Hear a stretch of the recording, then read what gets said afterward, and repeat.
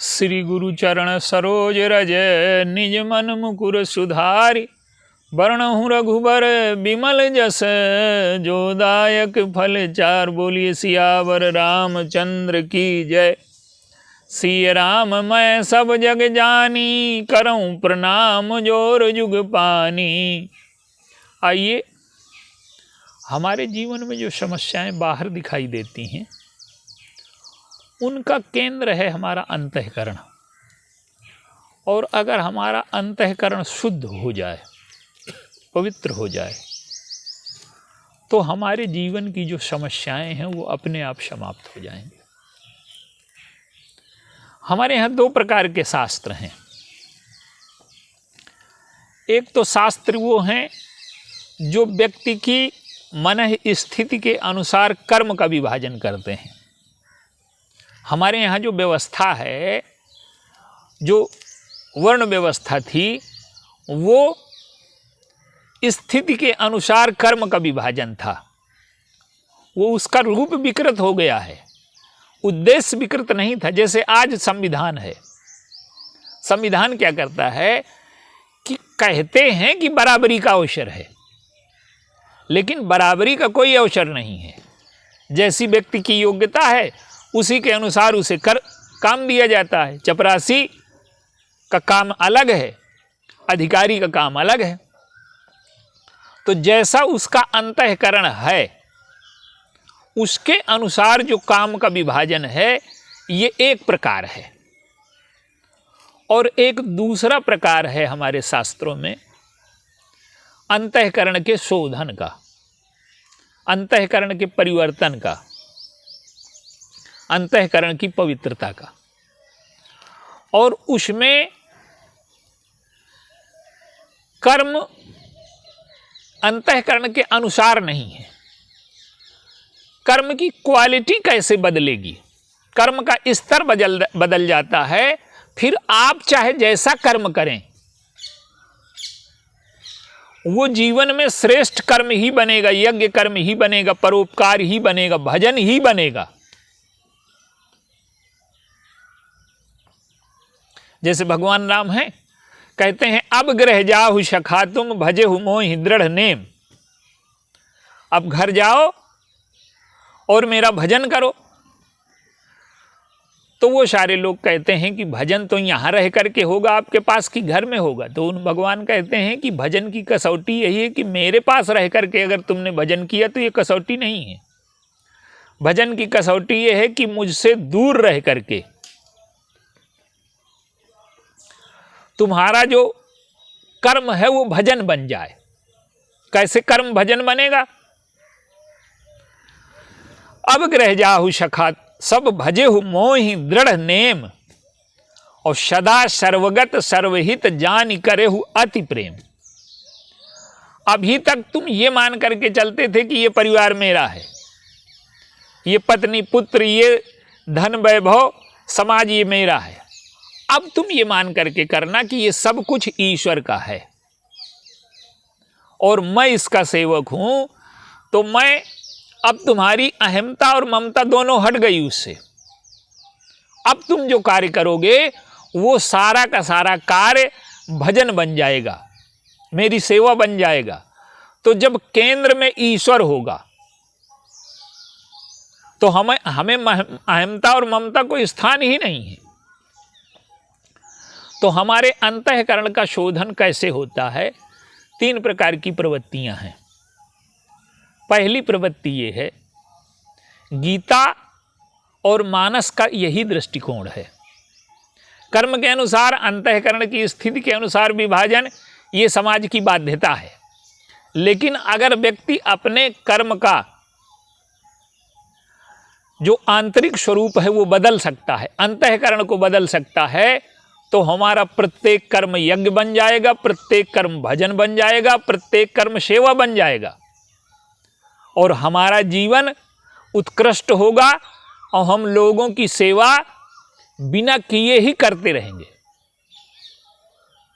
इसके 3 दृष्टिकोण है। पहला दृष्टिकोण है वैराग्य का।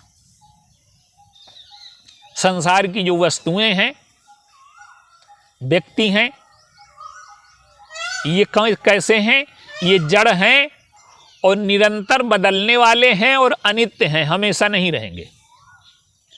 तो संसार का चाहे जो सुख हो, चाहे जो मिलना हो, जो मिलना है वो वियोग में बदलेगा, जो सुख है वो दुख में बदलेगा। तो जब हम संसार के स्वरूप को समझ लेते हैं कि ये अनित्य हैं, जड़ हैं, बदलने वाली हैं, तो इसको समझ करके हमारे मन में जो वैराग्य आता है तो हमारे अंतःकरण का ममत्व समाप्त हो जाता है, हमारे अंतःकरण के दोष समाप्त हो जाते हैं। तो एक है ये दृष्टिकोण वैराग्य का। एक दृष्टिकोण क्या है? देखिए, ममता अहमता वस्तुओं में नहीं होती, वो होती है हमारे अंतःकरण में। हमारा प्रेम दिखाई देता है मकान से, वाहन से, परिवार से, लेकिन उनमें होता नहीं है, होता है हमारे अंतःकरण में। तो एक दूसरा दृष्टिकोण है भक्ति का। क्या? कि ये संसार हमने नहीं बनाया, ये संसार ईश्वर का है। ईश्वर ही संसार बनाता है और ईश्वर ही संसार बनता है। तो इस पर अपने अधिकार की कल्पना करना ये एक प्रकार की तस्कर होने के बराबर है। तो ईश्वर की वस्तुओं को हम अपना मान लें, ये एक प्रकार का अपराध है। तो सब वस्तुएं ईश्वर की हैं, हमारा कुछ नहीं है। तो जो संसार से लगाव है, जो अंतःकरण में हमारे अहमता और ममता है, ये अपने आप मिट जाती है। तो एक दूसरा दृष्टिकोण है भक्ति का कि सब कुछ ईश्वर का है, इसलिए ना हमें अहमता का अधिकार है, ना ममता का अधिकार है। तो इस प्रकार से हमारा अंतःकरण शोधित हो जाता है। और एक तीसरा प्रकार है हमारे अंतःकरण के शोधन का कि हमारा जो स्वरूप है, देखिए, समाधि और सन्यास और रामचरितमानस का जो दृष्टिकोण है, इसको समझें।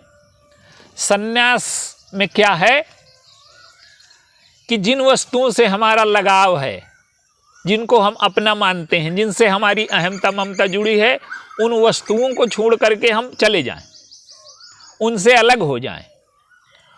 तो बाहर से छोड़ देने वाले लोग तो मिलते हैं, पर अंदर से छोड़ देने वाले लोग नहीं मिलते। देखिए, गृहस्थ वो है जो जीवन के इंतजाम में लगा है, और सन्यासी वो है जो जीवन को जी रहा है।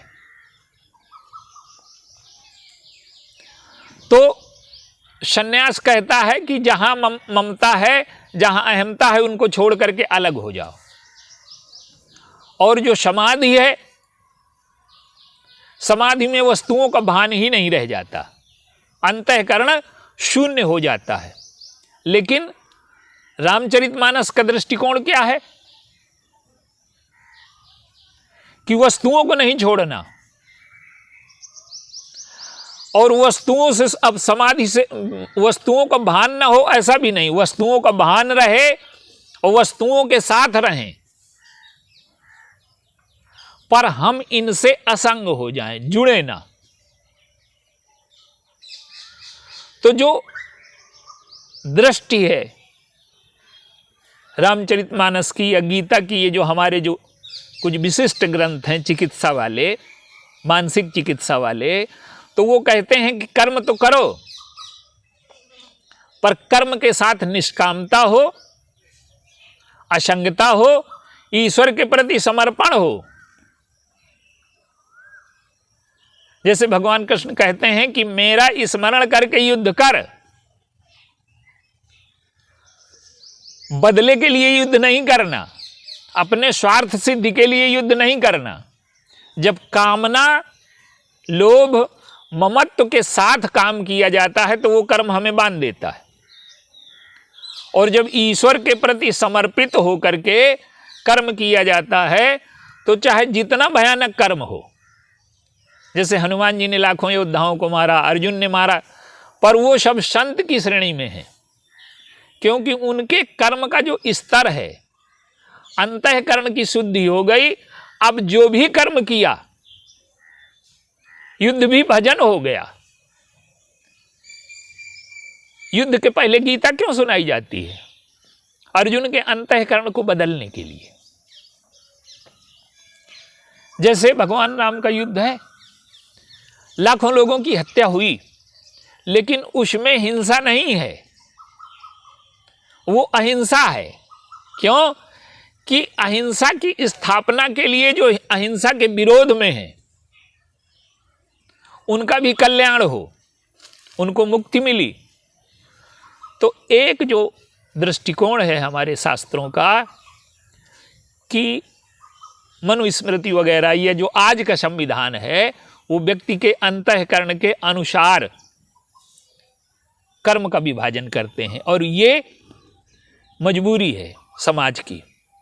लेकिन दूसरा स्तर अगर समाज में आ सके कि कर्म चाहे कोई हो वो भजन बन जाए, कर्म चाहे कोई हो वो सेवा बन जाए, कर्म चाहे कोई हो वो परोपकार बन जाए, और ये तब होगा जब इन तीन दृष्टियों में से कोई एक दृष्टि हमारे जीवन में आ जाए। असंगता की दृष्टि आ जाए, ये ज्ञान का दृष्टिकोण है। ये संसार हमारा नहीं है, ईश्वर का है, इसलिए इसमें हमें ममता करने का, अहमता करने का अधिकार ही नहीं है। ये भक्ति का दृष्टिकोण है। और संसार जड़ है, नश्वर है, अस्थिर है, परिवर्तनशील है और निरंतर मृत्यु की ओर जा रहा है। तो हमें संसार से वैराग्य हो जाए। अगर ये तीन चीज़ों में से कोई एक चीज़ हमारे अंतःकरण में आती है तो हमारा अंतःकरण शुद्ध हो जाता है और हमारे सारे कर्म पूजा बन जाते हैं, परोपकार बन जाते हैं, सेवा बन जाते हैं। तो एक है कर्म के अंतःकरण की स्थिति के अनुसार कर्म करना, और एक कर्म को पूजा बना देना, कर्म को सेवा बना देना। तो ये दो दृष्टिकोण हमारे शास्त्रों में हैं।